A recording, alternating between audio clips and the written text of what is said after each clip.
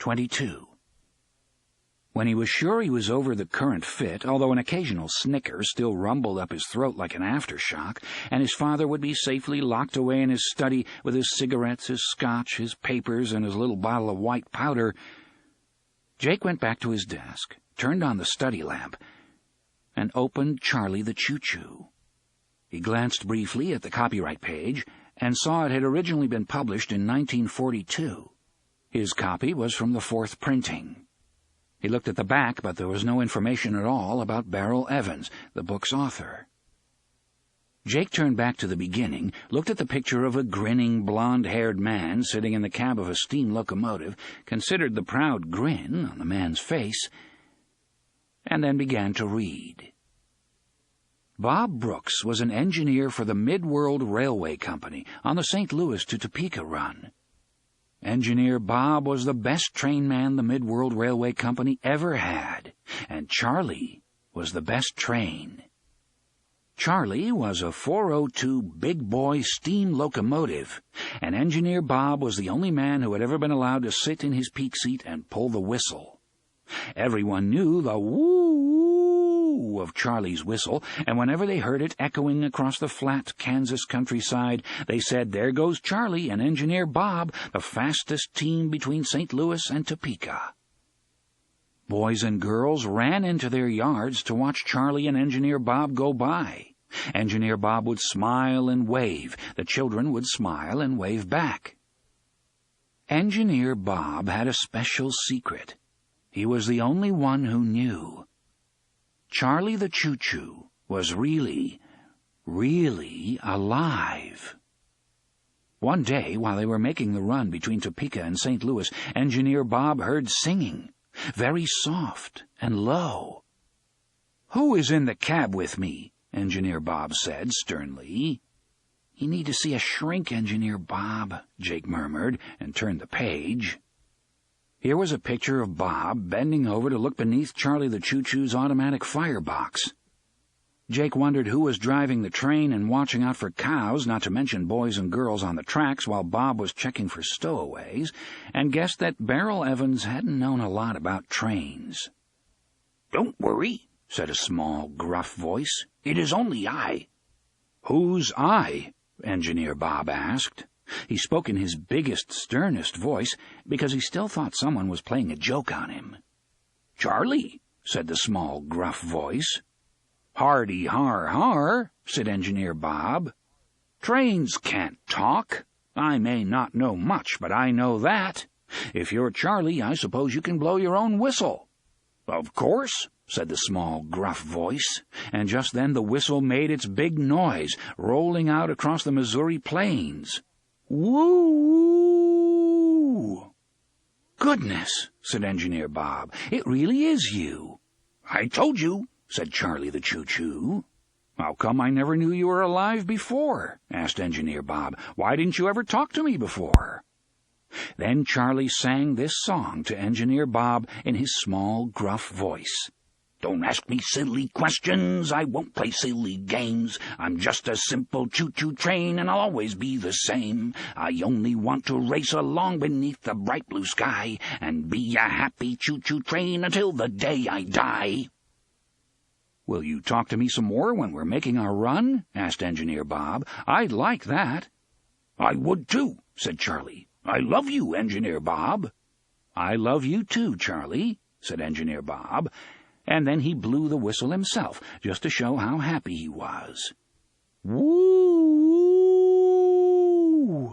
It was the biggest and best Charlie had ever whistled, and everyone who heard it came out to see. The picture which illustrated this last was similar to the one on the cover of the book. In the previous pictures, they were rough drawings which reminded Jake of the pictures in his favorite kindergarten book, Mike Mulligan and His Steam Shovel. The locomotive had been just a locomotive. Cheery, undoubtedly interesting to the 40s-era boys who had been this book's intended audience, but still only a piece of machinery. In this picture, however, it had clearly human features, and this gave Jake a deep chill, despite Charlie's smile and the rather heavy-handed cuteness of the story. He didn't trust that smile. He turned to his final essay and scanned down the lines. "I'm pretty sure Blaine is dangerous," he read, "and that is the truth." He closed the folder, tapped his fingers on it thoughtfully for a few moments, then returned to Charlie the Choo-Choo. Engineer Bob and Charlie spent many happy days together and talked of many things. Engineer Bob lived alone, and Charlie was the first real friend he'd had since his wife died long ago in New York. Then one day, when Charlie and Engineer Bob returned to the roundhouse in St. Louis, they found a new diesel locomotive in Charlie's berth. And what a diesel locomotive it was! 5,000 horsepower, stainless steel couplers, traction motors from the Utica Engine Works in Utica, New York, and sitting on top behind the generator were 3 bright yellow radiator cooling fans. "What is this?" Engineer Bob asked in a worried voice, but Charlie only sang his song in his smallest, gruffest voice. "Don't ask me silly questions, I won't play silly games. I'm just a simple choo-choo train and I'll always be the same. I only want to race along beneath the bright blue sky and be a happy choo-choo train until the day I die." Mr. Briggs, the roundhouse manager, came over. "That is a beautiful diesel locomotive," said Engineer Bob, "but you will have to move it out of Charlie's berth, Mr. Briggs. Charlie needs a lube job this very afternoon." "Charlie won't be needing any more lube jobs, Engineer Bob," said Mr. Briggs sadly. "This is his replacement, a brand-new Burlington Zephyr diesel loco. Once Charlie was the best locomotive in the world, but now he is old and his boiler leaks. I'm afraid the time has come for Charlie to retire." "Nonsense!" Engineer Bob was mad. "Charlie is still full of zip and zowie. I will telegraph the head office of the Midworld Railway Company. I will telegraph the president, Mr. Raymond Martin, myself. I know him because he once gave me a good service award, and afterwards Charlie and I took his little daughter for a ride. I let her pull the lanyard, and Charlie whistled his loudest for her." "I am sorry, Bob," said Mr. Briggs, "but it was Mr. Martin himself who ordered the new diesel loco." It was true. And so Charlie the Choo-Choo was shunted off to a siding in the furthest corner of Midworld's St. Louis yard to rust in the weeds. Now the honk-honk of the Burlington Zephyr was heard on the St. Louis to Topeka run, and Charlie's blew no more. A family of mice nested in the seat where Engineer Bob once sat so proudly watching the countryside speed past. A family of swallows nested in his smokestack. Charlie was lonely and very sad. He missed the steel tracks and bright blue skies and wide-open spaces. Sometimes late at night he thought of these things and cried dark, oily tears. This rusted his fine Stratum headlight, but he didn't care, because now the Stratum headlight was old and it was always dark. Mr. Martin, the president of the Midworld Railway Company, wrote and offered to put Engineer Bob in the peak seat of the new Burlington Zephyr. "It is a fine loco, Engineer Bob," said Mr. Martin, "chock full of zip and zowie, and you should be the one to pilot it. Of all the engineers who work for Midworld, you are the best. And my daughter Susanna has never forgotten that you let her pull old Charlie's whistle." But Engineer Bob said that if he couldn't pilot Charlie, his days as a trainman were done. "I wouldn't understand such a fine new diesel loco," said Engineer Bob, "and it wouldn't understand me." He was given a job cleaning the engines in the St. Louis yards, and Engineer Bob became Wiper Bob. Sometimes the other engineers who drove the fine new diesels would laugh at him. "Look at that old fool," they said. "He cannot understand that the world has moved on." Sometimes, late at night, Engineer Bob would go to the far side of the rail yard, where Charlie the Choo-Choo stood on the rusty rails of the lonely siding which had become his home. Weeds had twined in his wheels, his headlight was rusty and dark. Engineer Bob always talked to Charlie, but Charlie replied less and less. Many nights he would not talk at all. One night a terrible idea came into Engineer Bob's head. "Charlie, are you dying?" he asked. And in his smallest, gruffest voice, Charlie replied, "Don't ask me silly questions. I won't play silly games. I'm just a simple choo-choo train, and I'll always be the same. Now that I can't race along beneath the bright blue sky, I guess that I'll just sit right here until I finally die."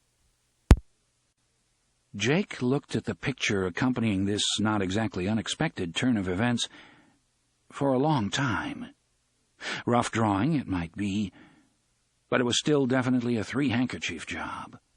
Charlie looked old, beaten, and forgotten. Engineer Bob looked like he had lost his last friend, which, according to the story, he had. Jake could imagine children all over America blatting their heads off at this point, and it occurred to him that there were a lot of stories for kids with stuff like this in them, stuff that threw acid all over your emotions. Hansel and Gretel being turned out into the forest, Bambi's mother getting scragged by a hunter, the death of Old Yeller. It was easy to hurt little kids, easy to make them cry, and this seemed to bring out a strangely sadistic streak in many storytellers, including, it seemed, Beryl Evans. But Jake found he was not saddened by Charlie's relegation to the weedy wastelands at the outer edge of the Midworld train yards in St. Louis. Quite the opposite. Good, he thought. That's the place for him. That's the place, because he's dangerous. Let him rot there, and don't trust that tear in his eye. They say crocodiles cry, too. He read the rest rapidly. It had a happy ending, of course, although it was undoubtedly that moment of despair on the edge of the train yards which children remembered long after the happy ending had slipped their minds. Mr. Martin, the president of the Midworld Railway Company, came to St. Louis to check on the operation. His plan was to ride the Burlington Zephyr to Topeka, where his daughter was giving her first piano recital that very afternoon. Only the Zephyr wouldn't start. There was water in the diesel fuel, it seemed. "Were you the one who watered the diesel, Engineer Bob?" Jake wondered. "I bet it was, you sly dog, you." All the other trains were out on their runs. What to do? Someone tugged Mr. Martin's arm. It was Wiper Bob, only he no longer looked like an engine wiper. He had taken off his oil-stained dungarees and put on a clean pair of overalls. On his head was his old pillow-tick engineer's cap. "Charlie is right over there on that siding," he said. "Charlie will make the run to Topeka, Mr. Martin. Charlie will get you there in time for your daughter's piano recital." "That old steamer," scoffed Mr. Briggs. "Charlie would still be 50 miles out of Topeka at sundown." "Charlie can do it," Engineer Bob insisted. "Without a train to pull, I know he can. I've been cleaning his engine and his boiler in my spare time, you see." "We'll give it a try," said Mr. Martin. "I would be sorry to miss Susanna's first recital." Charlie was all ready to go. Engineer Bob had filled his tender with fresh coal, and the firebox was so hot its sides were red. He helped Mr. Martin up into the cab and backed Charlie off the rusty, forgotten siding and onto the main track for the first time in years. Then, as he engaged forward first, he pulled on the lanyard, and Charlie gave his old brave cry. "Woo!" All over St. Louis, the children heard that cry and ran out into their yards to watch the rusty old steam loco pass. "Look!" they cried. "It's Charlie! Charlie the choo-choo is back! Hurrah!" They all waved, and as Charlie steamed out of town, gathering speed, he blew his own whistle, just as he had in the old days. Whoo! Clickety-clack went Charlie's wheels. Chuffa went the smoke from Charlie's stack. Brump went the conveyor as it fed coal into the firebox. Talk about zip! Talk about zowie! Golly gee gosh and wowie! Charlie had never gone so fast before. The countryside went whizzing by in a blur. They passed the cars on Route 41 as if they were standing still. "Hop-te-doodle!" cried Mr. Martin, waving his hat in the air. "This is some locomotive, Bob. I don't know why we ever retired it. How do you keep the coal conveyor loaded at this speed?" Engineer Bob only smiled because he knew Charlie was feeding himself. And beneath the clickety-clack and the chuffa and the brump, he could hear Charlie singing his old song in his low, gruff voice. Don't ask me silly questions, I won't play silly games. I'm just a simple choo-choo train and I'll always be the same. I only want to race along beneath the bright blue sky and be a happy choo-choo train until the day I die." Charlie got Mr. Martin to his daughter's piano recital on time, of course, and Susanna was just tickled pink to see her old friend Charlie again, of course, and they all went back to St. Louis together with Susanna yanking hell out of the train whistle the whole way. Mr. Martin got Charlie and Engineer Bob a gig pulling kids around the brand-new Midworld Amusement Park and Fun Fair in California, and you will find them there to this day, pulling laughing children hither and thither in that world of lights and music and good, wholesome fun. Engineer Bob's hair is white, and Charlie doesn't talk as much as he once did, but both of them still have plenty of zip and zowie, and every now and then the children hear Charlie singing his old song in his soft, gruff voice. The end. "Don't ask me silly questions, I won't play silly games," Jake muttered, looking at the final picture. It showed Charlie the choo-choo pulling 2 bunting-decked passenger cars filled with happy children from the roller coaster to the Ferris wheel. Engineer Bob sat in the cab, pulling the whistle cord and looking as happy as a pig in shit. Jake supposed Engineer Bob's smile was supposed to convey supreme happiness, but to him it looked like the grin of a lunatic. Charlie and Engineer Bob both looked like lunatics. And the more Jake looked at the kids, the more he thought that their expressions looked like grimaces of terror. "Let us off this train," those faces seemed to say. "Please, just let us off this train alive. And be a happy choo-choo train until the day I die." Jake closed the book and looked at it thoughtfully. Then he opened it again and began to leaf through the pages, circling certain words and phrases that seemed to call out to him. The Midworld Railway Company, Engineer Bob, a small, gruff voice. Woo-woo! The first real friend he'd had since his wife died long ago in New York. Mr. Martin. The world has moved on. Susanna. He put his pen down. Why did these words and phrases call to him? The one about New York seemed obvious enough, but what about the others? For that matter, why this book? That he had been meant to buy it was beyond question. If he hadn't had the money in his pocket, he felt sure he would have simply grabbed it and bolted from the store. But why? He felt like a compass needle. The needle knows nothing about magnetic north. It only knows it must point in a certain direction, like it or not. The only thing Jake knew for sure was that he was very, very tired, and if he didn't crawl into bed soon, he was going to fall asleep at his desk. He took off his shirt, then gazed down at the front of Charlie the Choo-Choo again. That smile. He just didn't trust that smile. Not a bit. 23. Sleep didn't come as soon as Jake had hoped. The voices began to argue again about whether he was alive or dead, and they kept him awake. At last he sat up in bed with his eyes closed and his fisted hands planted against his temples. "Quit!" he screamed at them. "Just quit! You were gone all day. Be gone again!" "I would if he'd just admit I'm dead," one of the voices said sulkily. "I would if he'd just take a for God's sake look around and admit I'm clearly alive," the other snapped back. He was going to scream right out loud. There was no way to hold it back. He could feel it coming up his throat like vomit.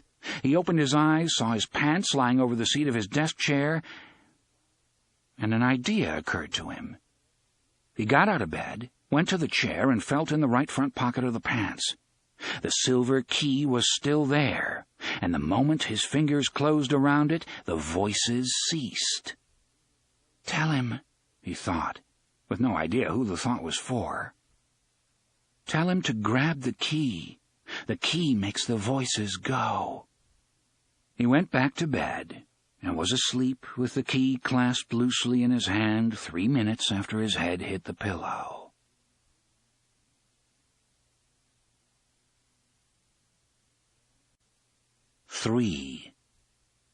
Door and Demon. 1. Eddie was almost asleep when a voice spoke clearly in his ear. "Tell him to grab the key. The key makes the voices go." He sat bolt upright, looking around wildly. Susanna was sound asleep beside him. That voice had not been hers. Nor anyone else's, it seemed. They'd been moving through the woods and along the path of the bean for 8 days now, and this evening they had camped in the deep cleft of a pocket valley. Close by, on the left, a large stream roared brashly past, headed in the same direction as they were, southeast. To the right, firs rose up a steep slope of land. There were no intruders here, only Susanna asleep and Roland awake. He sat huddled beneath his blanket at the edge of the stream's cut, staring out into the darkness. "Tell him to grab the key. The key makes the voices go." Eddie hesitated for only a moment. Roland's sanity was in the balance now. The balance was tipping the wrong way, and the worst part of it was this: no one knew it better than the man himself. At this point, Eddie was prepared to clutch at any straw. He had been using a folded square of deerskin as a pillow. He reached beneath it and removed a bundle wrapped in a piece of hide. He walked over to Roland, and was disturbed to see that the gunslinger did not notice him until he was less than 4 steps from his unprotected back. There had been a time, and it was not so long ago, when Roland would have known Eddie was awake even before Eddie sat up. He would have heard the change in his breathing. He was more alert than this back on the beach when he was half dead from the lobster thing's bite, Eddie thought grimly. Roland at last turned his head and glanced at him. His eyes were bright with pain and weariness, but Eddie recognized these things as no more than a surface glitter. Beneath it, he sensed a growing confusion that would almost surely become madness if it continued to develop unchecked.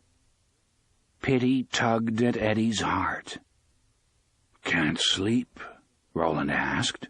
His voice was slow, almost drugged. "I almost was, and then I woke up," Eddie said. "Listen, I think I'm getting ready to die." Roland looked at Eddie. The bright shine left his eyes, and now looking into them was like staring into a pair of deep, dark wells that seemed to have no bottom. Eddie shuddered, more because of that empty stare than because of what Roland had said. "And do you know what I hope lies in the clearing where the path ends, Eddie?" "Roland, silence," Roland said. He exhaled a dusty sigh. "Just silence. That will be enough. An end to this." He planted his fists against his temples, and Eddie thought, "I've seen someone else do that, and not long ago. But who? Where?" It was ridiculous, of course. He had seen no one but Roland and Susanna for almost 2 months now. But it felt true all the same. "Roland, I've been making something," Eddie said. Roland nodded. A ghost of a smile touched his lips. "I know. What is it? Are you finally ready to tell?" "I think it might be part of this quartet thing." The vacant look left Roland's eyes. He gazed at Eddie thoughtfully, but said nothing. "Look." Eddie began to unfold the piece of hide. "That won't do any good," Henry's voice suddenly brayed. It was so loud that Eddie actually flinched a little.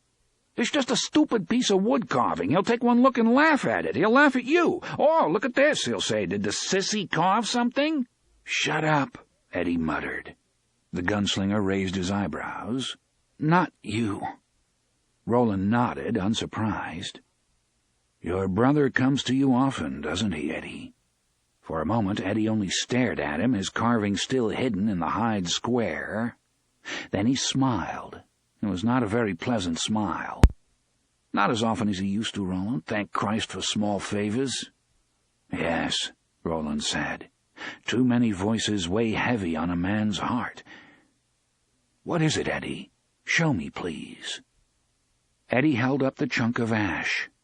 The key, almost complete, emerged from it like the head of a woman from the prow of a sailing ship. or the hilt of a sword from a chunk of stone. Eddie didn't know how close he had come to duplicating the key shape he had seen in the fire, and never would, he supposed, unless he found the right lock in which to try it. But he thought it was close. Of one thing he was quite sure. It was the best carving he had ever done, by far. "By the gods, Eddie, it's beautiful," Roland said. The apathy was gone from his voice. He spoke in a tone of surprised reverence Eddie had never heard before. "Is it done? It's not, is it?" "No, not quite." He ran his thumb into the third notch, and then over the S shape at the end of the last notch. "There's a little more to do on this notch, and the curve at the end isn't right yet. I don't know how I know that, but I do.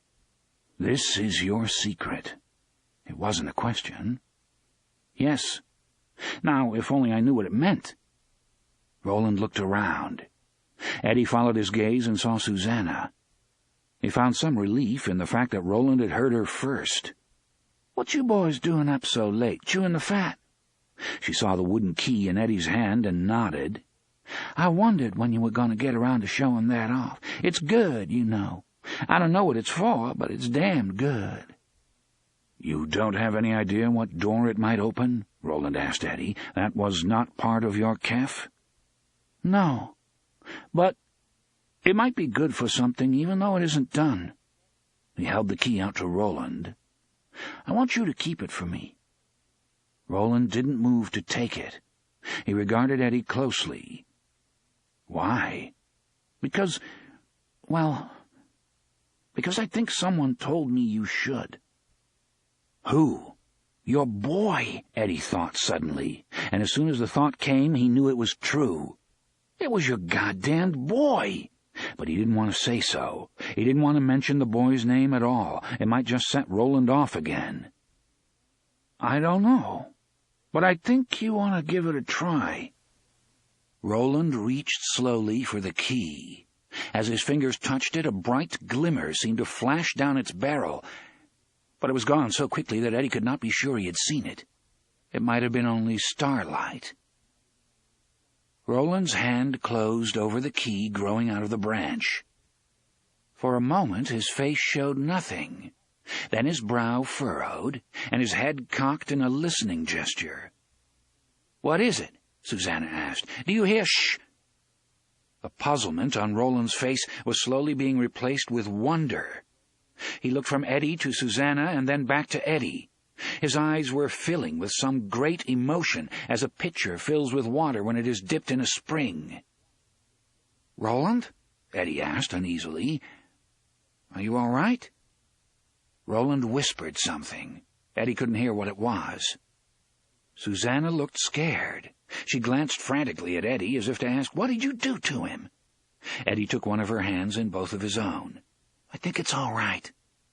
Roland's hand was clamped so tightly on the chunk of wood that Eddie was momentarily afraid he might snap it in two, but the wood was strong and Eddie had carved thick. The gunslinger's throat bulged, his Adam's apple rose and fell as he struggled with speech, and suddenly he yelled at the sky in a fair, strong voice, "Gone! The voices are gone!" He looked back at them, and Eddie saw something he had never expected to see in his life, not even if that life stretched over 1,000 years. Roland of Gilead was weeping. 2. The gunslinger slept soundly and dreamlessly that night for the first time in months, and he slept with the not-quite-finished key clenched tightly in his hand. 3. In another world, but beneath the shadow of the same quartet, Jake Chambers was having the most vivid dream of his life.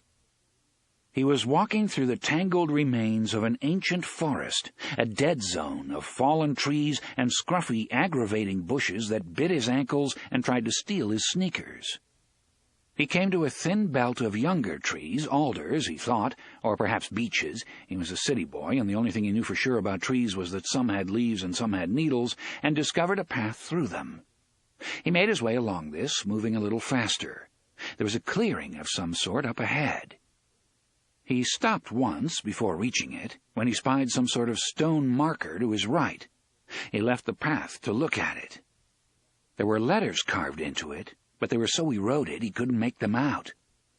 At last he closed his eyes, he had never done this in a dream before, and let his fingers trace each letter, like a blind boy reading Braille. Each formed in the darkness behind his lids, until they made a sentence, which stood forth in an outline of blue light. Traveler, beyond lies Midworld. Sleeping in his bed, Jake drew his knees up against his chest.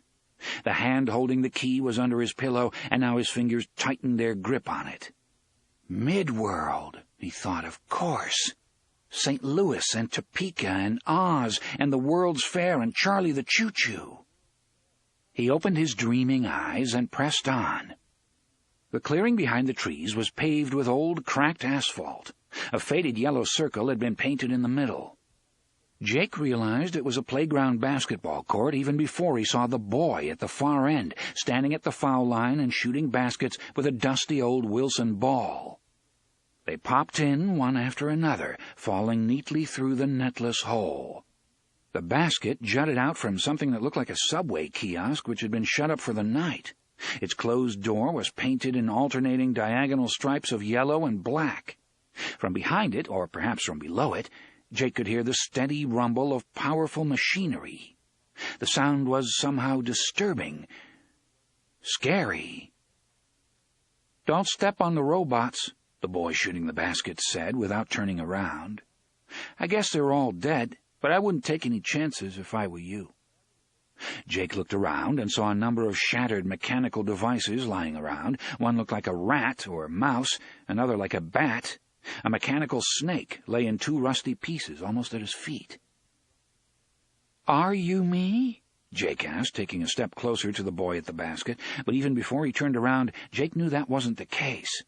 The boy was bigger than Jake and at least 13. His hair was darker, and when he looked at Jake he saw that the stranger's eyes were hazel, his own were blue. "What do you think?" the strange boy asked, and bounced past the ball to Jake. "No, of course not," Jake said. He spoke apologetically. "It's just that I've been cut in 2 for the last 3 weeks or so." He dipped and shot from mid-court. The ball arched high and dropped silently through the hoop. He was delighted, but he discovered he was also afraid of what this strange boy might have to tell him. "I know," the boy said. "It's been a bitch for you, hasn't it?"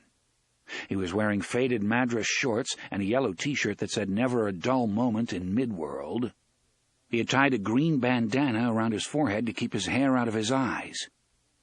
"And things are going to get worse before they get better." "What is this place?" Jake asked. "And who are you?" "It's the Portal of the Bear, but it's also Brooklyn." That didn't seem to make sense, and yet somehow it did. Jake told himself that things always seem that way in dreams, but this didn't really feel like a dream. "As for me, I don't matter much," the boy said. He hooked the basketball over his shoulder. It rose, then dropped smoothly through the hoop. "I'm supposed to guide you, that's all. I'll take you where you need to go, and I'll show you what you need to see, but you have to be careful because I won't know you. And strangers make Henry nervous. He can get mean when he's nervous, and he's bigger than you." "Who's Henry?" Jake asked. "Never mind. Just don't let him notice you. All you have to do is hang out and follow us. Then, when we leave—" The boy looked at Jake. There was both pity and fear in his eyes. Jake suddenly realized that the boy was starting to fade. He could see the yellow and black slashes on the box right through the boy's yellow T-shirt. "How will I find you?" Jake was suddenly terrified that the boy would melt away completely before he could say everything Jake needed to hear. "No problem," the boy said. His voice had taken on a queer, chiming echo. "Just take the subway to Co-op City. You'll find me." "No, I won't," Jake cried. "Co-op City's huge. There must be 100,000 people living there." Now the boy was just a milky outline. Only his hazel eyes were still completely there, like the Cheshire Cat's grin in Alice. They regarded Jake with compassion and anxiety. "No problemo," he said. "You found the key and the rose, didn't you? You'll find me the same way. This afternoon, Jake, around 3 o'clock should be good. You'll have to be careful, and you'll have to be quick." He paused, a ghostly boy with an old basketball lying near one transparent foot. "I have to go now, but it was good to meet you. You seem like a nice kid, and I'm not surprised he loves you. Remember, there's danger, though. Be careful, and be quick." "Wait!" Jake yelled, and ran across the basketball court toward the disappearing boy. One of his feet struck a shattered robot that looked like a child's toy tractor. He stumbled and fell to his knees, shredding his pants. He ignored the thin burn of pain. "Wait! You have to tell me what this is all about. You have to tell me why these things are happening to me." "Because of the beam," the boy, who was now only a pair of floating eyes, replied, "and because of the tower. In the end, all things, even the beam, serve the Dark Tower. Did you think you would be any different?" Jake flailed and stumbled to his feet. "Will I find him? Will I find the gunslinger?" "I don't know," the boy answered. His voice now seemed to come from 1,000,000 miles away. "I only know you must try. About that you have no choice." The boy was gone. The basketball court in the woods was empty. The only sound was that faint rumble of machinery, and Jake didn't like it. There was something wrong with that sound, and he thought that what was wrong with the machinery was affecting the rose, or vice versa. It was all hooked together somehow. He picked up the old, scuffed-up basketball and shot. It went neatly through the hoop and disappeared. "A river," the strange boy's voice sighed. It was like a puff of breeze. It came from nowhere and everywhere. "The answer is a river." 4. Jake woke in the first milky light of dawn, looking up at the ceiling of his room. He was thinking of the guy in the Manhattan restaurant of the mind, Aaron Deepno, who'd been hanging around on Bleecker Street back when Bob Dylan only knew how to blow open G on his honer. Aaron Deepno had given Jake a riddle. What can run but never walks, has a mouth but never talks, has a bed but never sleeps, has a head but never weeps? Now he knew the answer. A river ran, a river had a mouth, a river had a bed, a river had a head. The boy had told him the answer. The boy in the dream. And suddenly he thought of something else Deepno had said. "That's only half the answer. Samson's riddle is a double, my friend." Jake glanced at his bedside clock and saw it was 20 past 6. It was time to get moving if he wanted to be out of here before his parents woke up. There would be no school for him today. Jake thought that maybe, as far as he was concerned, school had been canceled forever. He threw back the bedclothes, swung his feet out onto the floor, and saw that there were scrapes on both knees. Fresh scrapes. He had bruised his left side yesterday when he slipped on the bricks and fell, and he had banged his head when he fainted near the rose. But nothing had happened to his knees. "That happened in the dream," Jake whispered, and found he wasn't surprised at all. He began to dress swiftly. 5. In the back of his closet, under a jumble of old laceless sneakers and a heap of Spider-Man comic books, he found the pack-sack he had worn to grammar school.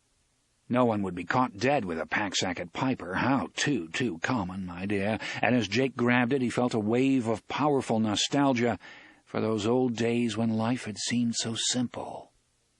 He stuffed a clean shirt, a clean pair of jeans, some underwear, and socks into it, then added Riddle-de-Dum and Charlie the Choo-Choo. He had put the key on his desk before foraging in the closet for his old pack, and the voices came back at once, but they were distant and muted. Besides, he felt sure he could make them go away completely by holding the key again, and that eased his mind. "Okay," he thought, looking into the pack. Even with the books added, there was plenty of room left. What else? For a moment he thought there was nothing else, and then he knew. 6. His father's study smelled of cigarettes and ambition. It was dominated by a huge teakwood desk.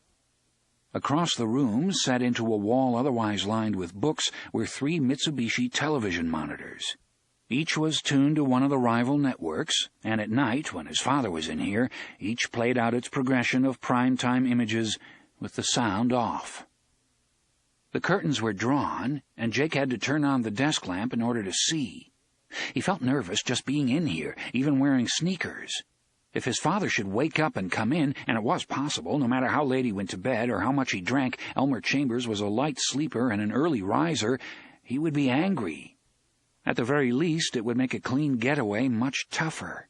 The sooner he was out of here, the better Jake would feel. The desk was locked, but his father had never made any secret of where he kept the key. Jake slid his fingers under the blotter and hooked it out. He opened the 3rd drawer, reached past the hanging files, and touched cold metal. A board creaked in the hall, and he froze. Several seconds passed. When the creak didn't come again, Jake pulled out the weapon his father kept for home defense, a .44 Ruger automatic. His father had shown this weapon to Jake with great pride on the day he had bought it, 2 years ago that had been. He had been totally deaf to his wife's nervous demands that he put it away before someone got hurt. Jake found the button on the side that released the clip. It fell out into his hand with a metallic snack sound that seemed very loud in the quiet apartment. He glanced nervously toward the door again, then turned his attention to the clip. It was fully loaded.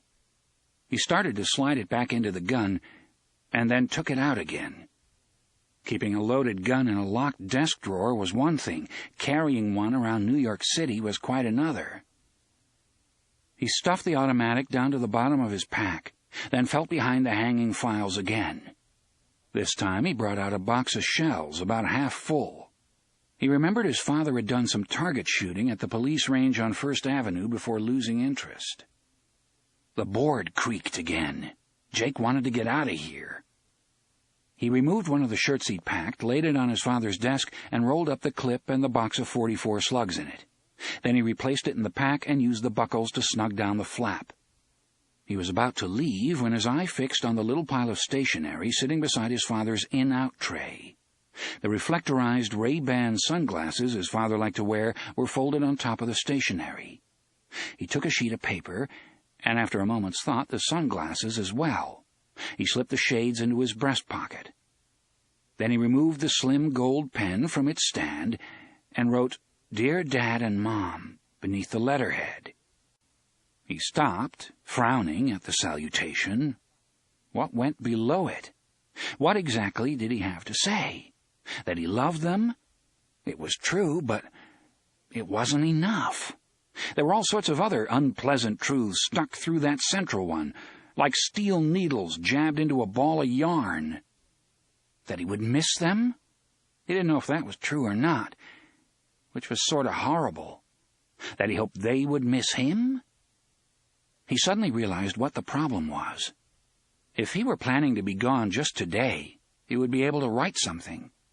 But he felt a near certainty that it wasn't just today, or this week, or this month, or this summer. He had an idea that when he walked out of the apartment this time, it would be for good. He almost crumpled the sheet of paper, then changed his mind. He wrote, "Please take care of yourselves. Love, Jay." That was pretty limp, but at least it was something. "Fine, now will you stop pressing your luck and get out of here?" He did. The apartment was almost dead still.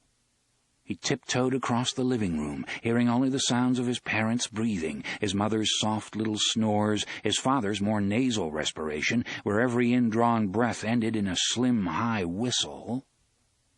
The refrigerator kicked on as he reached the entryway, and he froze for a moment, his heart thumping hard in his chest. Then he was at the door. He unlocked it as quietly as he could, then stepped out and pulled it gently shut behind him.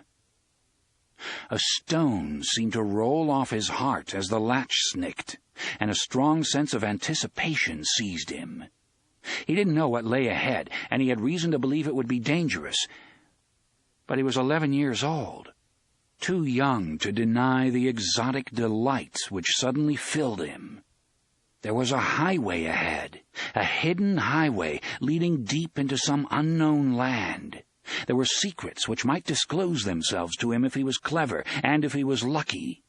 He had left his home in the long light of dawn, and what lay ahead was some great adventure. If I stand, if I can be true, I'll see the rose, he thought as he pushed the button for the elevator. I know it. And I'll see him, too. This thought filled him with an eagerness so great it was almost ecstasy. 3 minutes later, he stepped out from beneath the awning which shaded the entrance to the building where he had lived all his life. He paused for a moment, then turned left. This decision did not feel random, and it wasn't. He was moving southeast, along the path of the beam, resuming his own interrupted quest for the Dark Tower. 7. 2 days after Eddie had given Roland his unfinished key, the three travelers, hot, sweaty, tired, and out of sorts, pushed through a particularly tenacious tangle of bushes and second-growth trees and discovered what first appeared to be 2 faint paths, running in tandem beneath the interlacing branches of the old trees crowding close on either side. After a few moments of study, Eddie decided they weren't just paths, but the remains of a long-abandoned road. Bushes and stunted trees grew like untidy quills along what had been its crown. The grassy indentations were wheel ruts, and either of them was wide enough to accommodate Susanna's wheelchair. "Hallelujah!" he cried. "Let's drink to it." Roland nodded and unslung the waterskin he wore around his waist. He first handed it up to Susanna, who was riding in her sling on his back. Eddie's key, now looped around Roland's neck on a piece of rawhide, shifted beneath his shirt with each movement. She took a swallow and passed the skin to Eddie. He drank and then began to unfold her chair. Eddie had come to hate this bulky, balky contraption. It was like an iron anchor, always holding them back.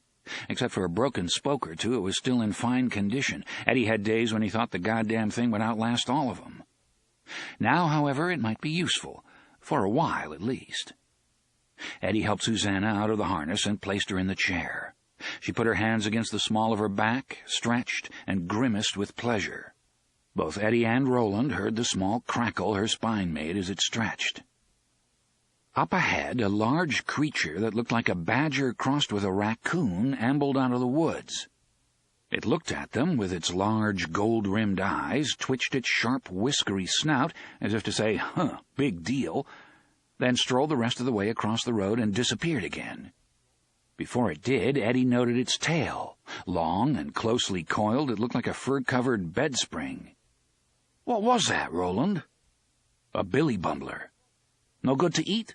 Roland shook his head. "Tough, sour. I'd rather eat dog."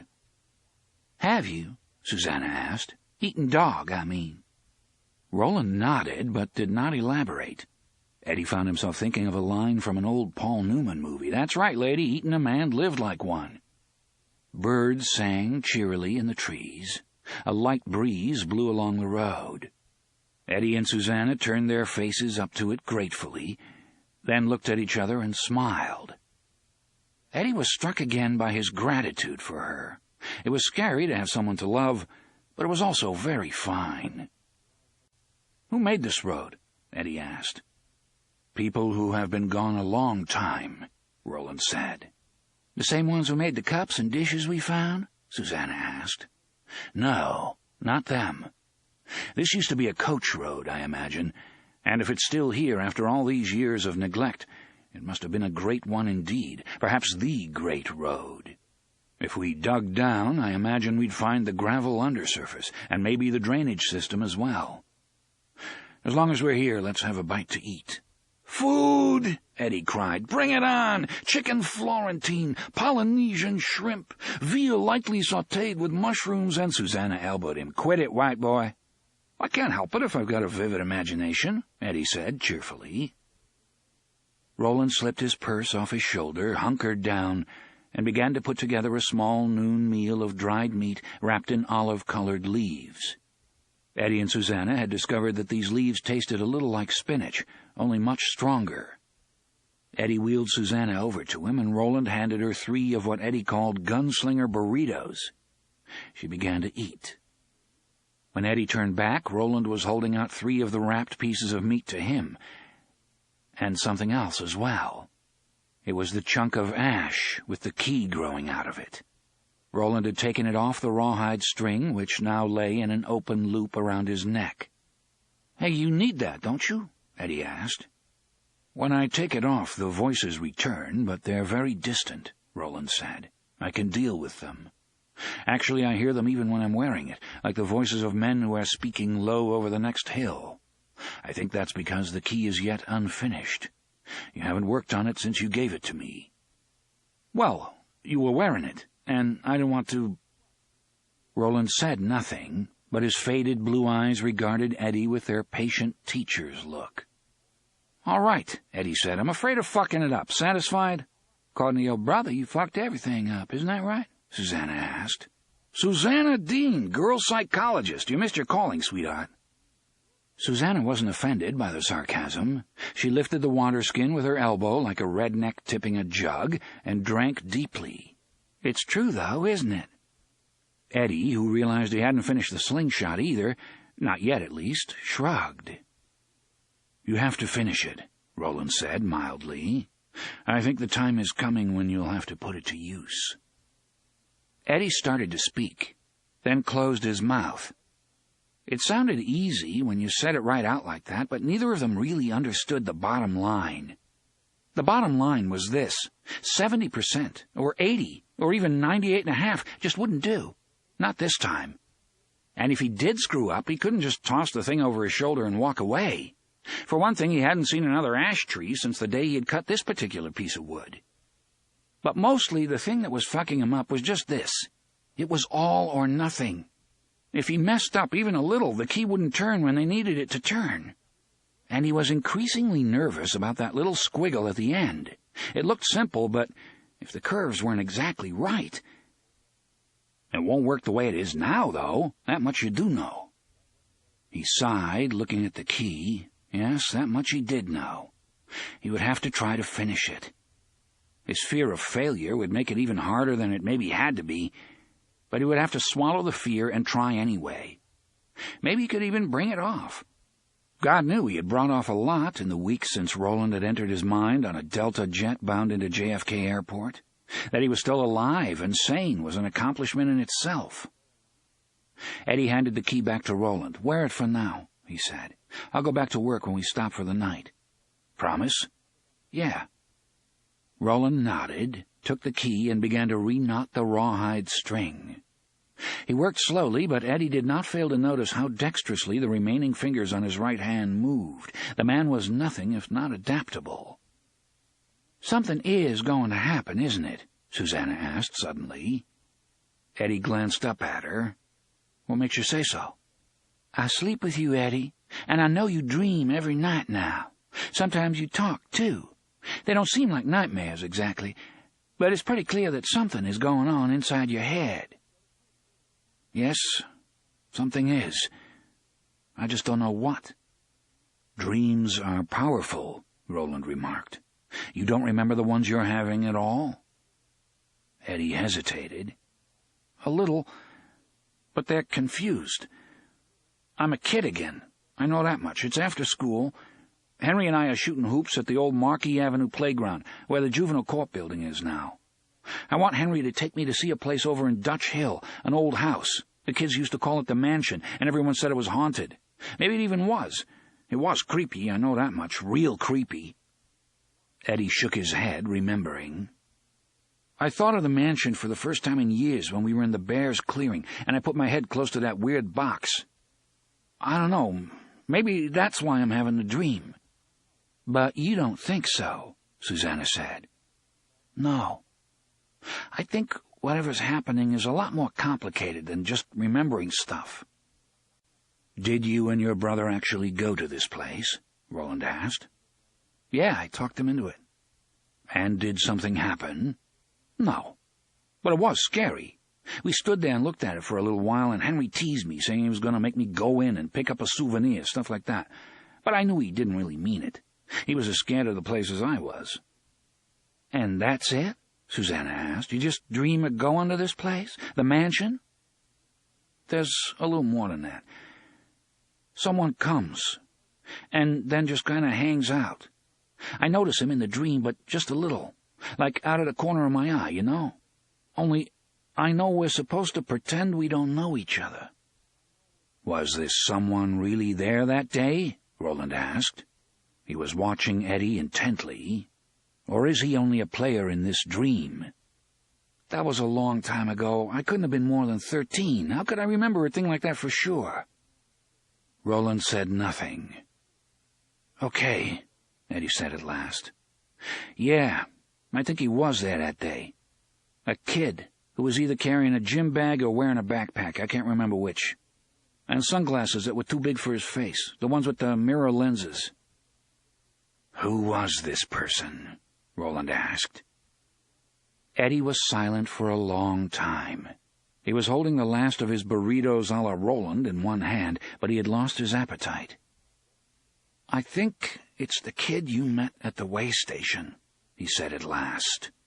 "I think your old friend Jake was hanging around watching me and Henry on the afternoon we went over to Dutch Hill. I think he followed us, because he hears the voices, just like you, Roland, and because he's sharing my dreams, and I'm sharing his.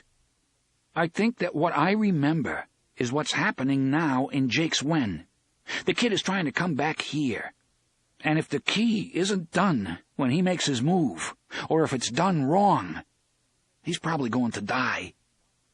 Roland said maybe he has a key of his own. "Is that possible?" "Yeah, I think it is," Eddie said. "But it isn't enough."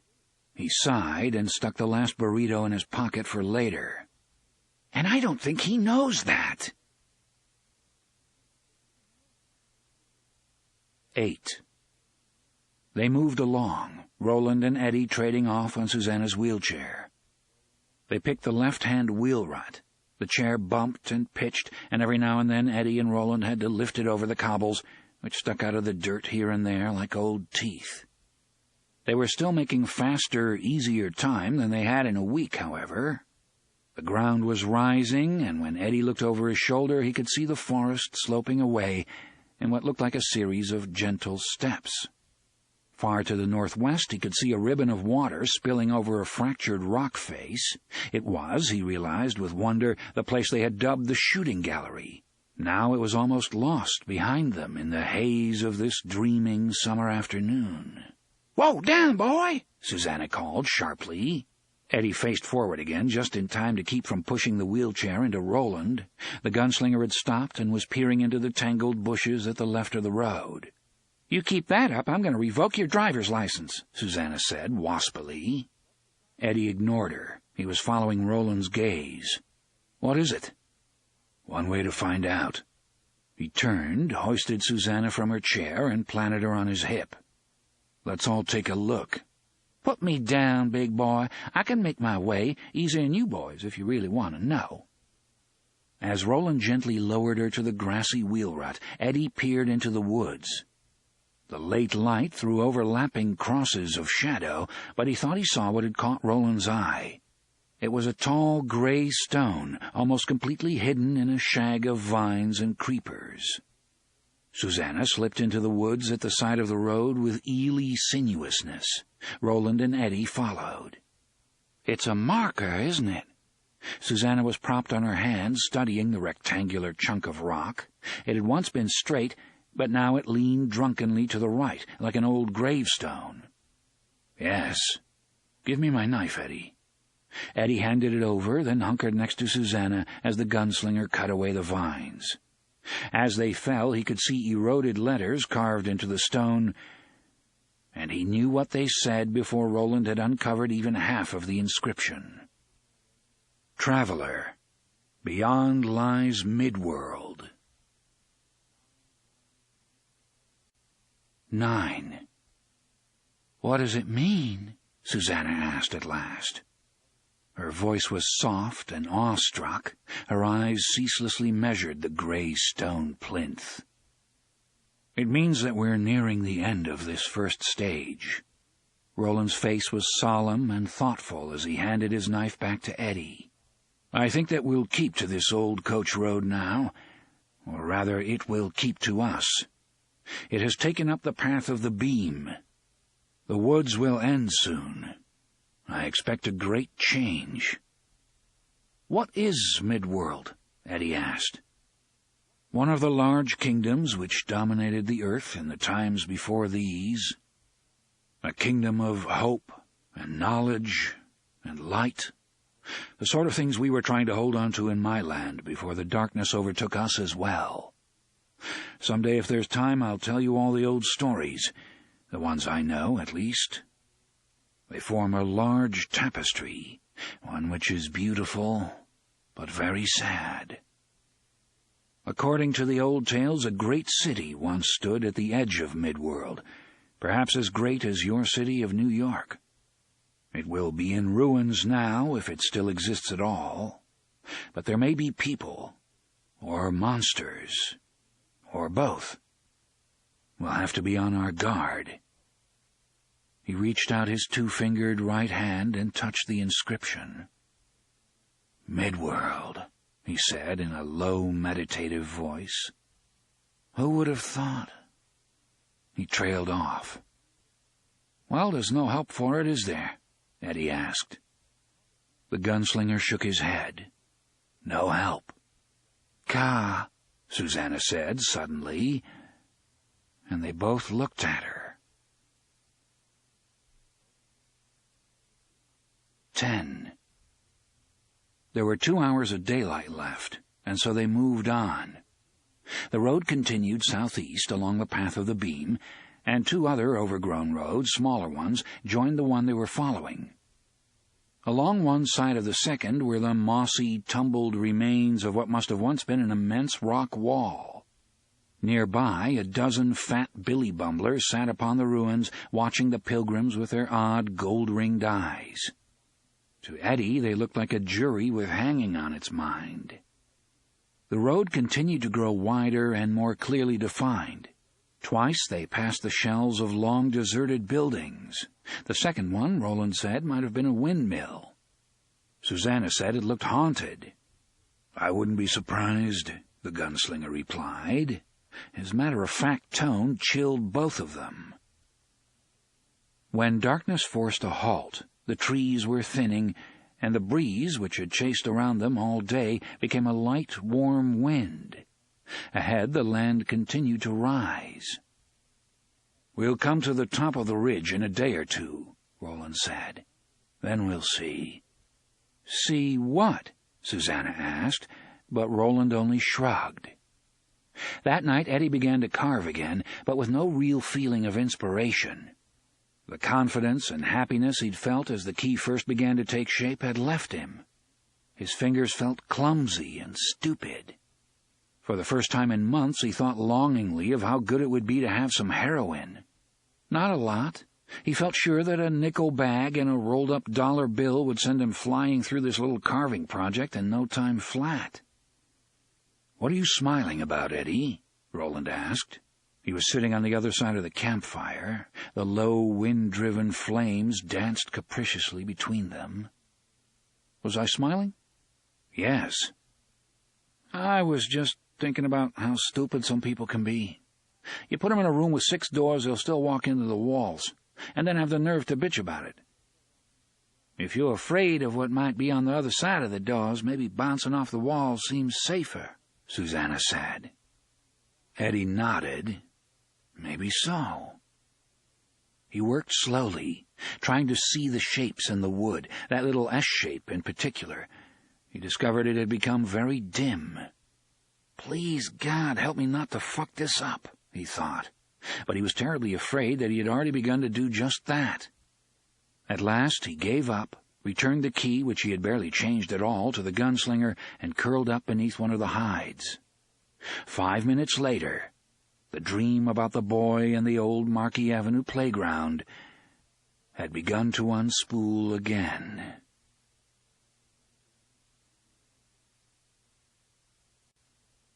"11. Jake stepped out of his apartment building at about 6:45, which left him with over 8 hours to kill. He considered taking the train out to Brooklyn right away, then decided it was a bad idea. A kid out of school was apt to attract more attention in the hinterlands than in the heart of a big city, and if he really had to search for the place and the boy he was supposed to meet there, he was cooked already. "No problemo," the boy in the yellow T-shirt and green bandana had said. "You found the key and the rose, didn't you? You'll find me the same way." Except Jake could no longer remember just how he had found the key and the rose. He could only remember the joy and the sense of surety which had filled his heart and head. He would just have to hope that would happen again. In the meantime, he'd keep moving. That was the best way to keep from being noticed in New York.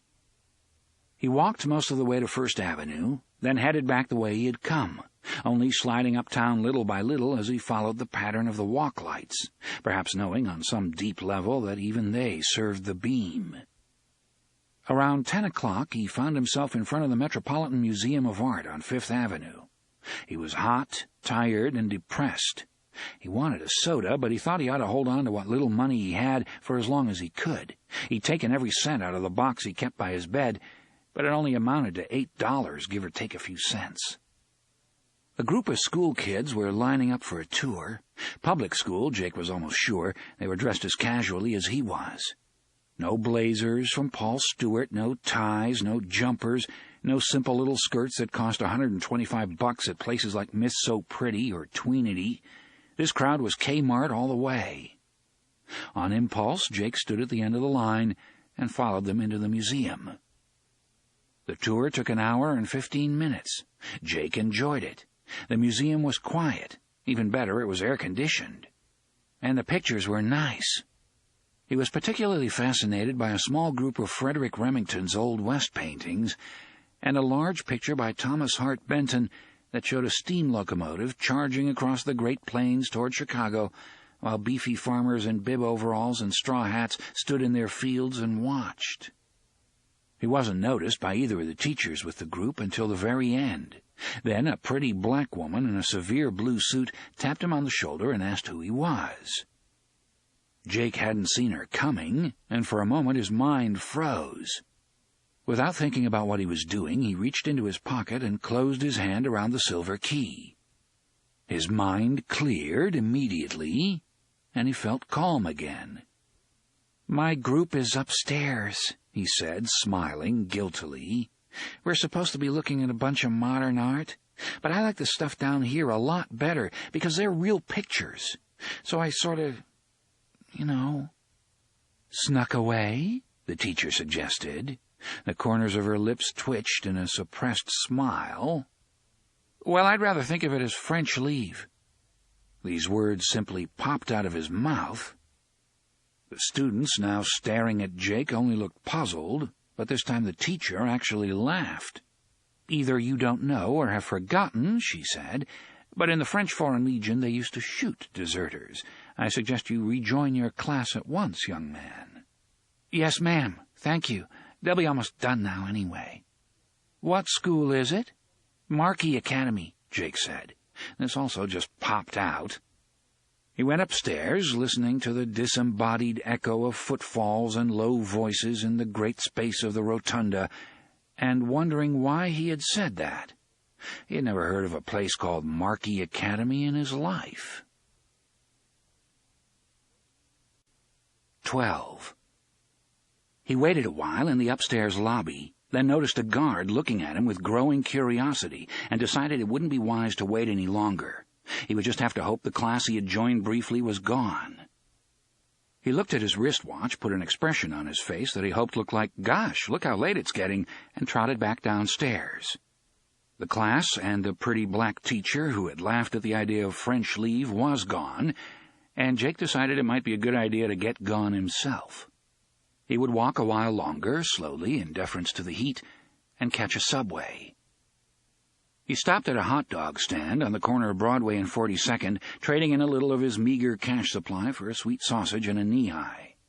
He sat on the steps of a bank building to eat his lunch, and that turned out to be a bad mistake. A cop came walking toward him, twirling his nightstick in a complex series of maneuvers. He seemed to be paying attention to nothing but this, but when he came abreast of Jake, he abruptly shoved his stick back into its loop and turned to him. "Say, hey, big guy," he said, "no school today?" Jake had been wolfing his sausage, but the last bite abruptly stuck in his throat. This was a lousy piece of luck, if luck was all it was. They were in Times Square, sleaze capital of America. There were pushers, junkies, whores, and chicken chasers everywhere, but this cop was ignoring them in favor of him. Jake swallowed with an effort, then said, "It's finals week at my school. I only had one test today. Then I could leave." He paused, not liking the bright, searching look in the cop's eyes. "I had permission," he concluded uneasily. "Uh-huh. Can I see some ID?" Jake's heart sank. Had his mother and father already called the cops? He supposed that after yesterday's adventure that was pretty likely. Under ordinary circumstances, the NYPD wouldn't take much notice of another missing kid, especially one that had been gone only half a day. But his father was a big deal at the network, and he prided himself on the number of strings he could pull. Jake doubted if this cop had his picture, but he might very well have his name. "Well," Jake said reluctantly, "I've got my student discount card from Midworld Lanes, but that's about all." "Midworld Lanes? Never heard of it. Where's that, Queens?" "Midtown, I mean." Jake thought, God, this was going north instead of south, and fast. "You know, on 33rd? "Uh-huh. That'll do fine." The cop held out his hand. A black man with dreadlocks spilling over the shoulders of his canary-yellow suit glanced over. "Bussy, Mosifa," this apparition said cheerfully. "Bussy's little white bread ass. Do your duty now." "Shut up and get in the wind, Eli," the cop said without looking around. Eli laughed, exposing several gold teeth, and moved along. "Why don't you ask him for some ID?" Jake asked. "Because right now I'm asking you. Snap it up, son." The cop either had his name or had sensed something wrong about him, which wasn't so surprising, maybe, since he was the only white in the area who wasn't obviously trolling. Either way, it came to the same. Sitting down here to eat his lunch had been dumb. But his feet had hurt, and he'd been hungry, damn it, hungry. "You're not going to stop me," Jake thought. "I can't let you stop me. There's someone I'm supposed to meet this afternoon in Brooklyn, and I'm going to be there." Instead of reaching for his wallet, he reached into his front pocket and brought out the key. He held it up to the policeman. The late morning sunshine bounced little coins of reflected light onto the man's cheeks and forehead. His eyes widened. "Hey," he breathed. "What you got there, kid?" He reached for it, and Jake pulled the key back a little. The reflected circles of light danced hypnotically on the cop's face. "You don't need to take it," Jake said. "You can read my name without doing that, can't you?" "Yes, sure." The curiosity had left the cop's face. He looked only at the key. His gaze was wide and fixed, but not quite empty. Jake read both amazement and unexpected happiness in his look. "That's me," Jake thought, "just spreading joy and goodwill wherever I go. The question is, what do I do now?"